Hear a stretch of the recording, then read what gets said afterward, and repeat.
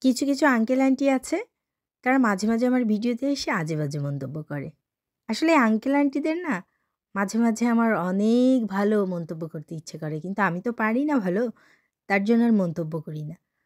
ভালো ভিডিওই তৈরি করতে পারি না আর ভালো মন্তব্য কিভাবে করব? তো এক আন্টি সকালবেলা আমার ছবি দেখে এসে লিখেছে, "অসাধারণ নাটক।" কেন রে আন্টি?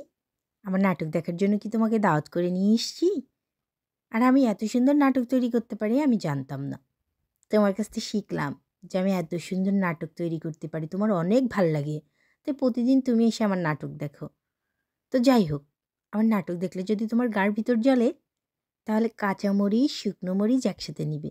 নিয়ে সুন্দর করে পাটায় পিষে সুন্দর করে পেস্ট তৈরি করে ফেলবা। তারপর সকালবেলা আর দুপুরবেলা আর রাত্রের বেলা সমস্ত গায়ে সুন্দর করে মেখে বসে থাকবা। তাহলে দেখবা আমার নাটক দেখলে তোমার আর গা জ্বালা করবে না।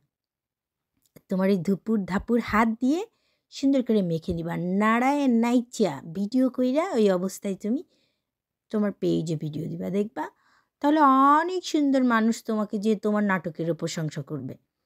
তুমি অন্য একজনের নাটক দেখে সে প্রশংসা করো এই জন্য। আর এক আঙ্কেল লিখেছে, "তুমি না আফ্রিকায় চলে যাও।" কেন রে আঙ্কেল? আমার বাংলাদেশ বুঝি ভালো না? আমার বাংলাদেশ থাকতে আমি কেন আফ্রিকায় যাব? আপনিও সেম, সেম আফ্রিকার মতো ফিস। আপনি না আফ্রিকায় চলে যান।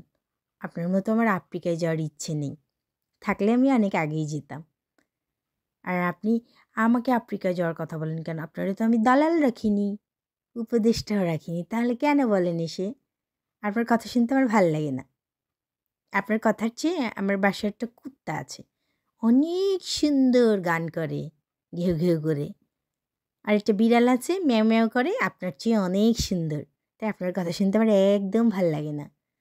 আপনি আর আমাকে মন্তব্য করবেন না।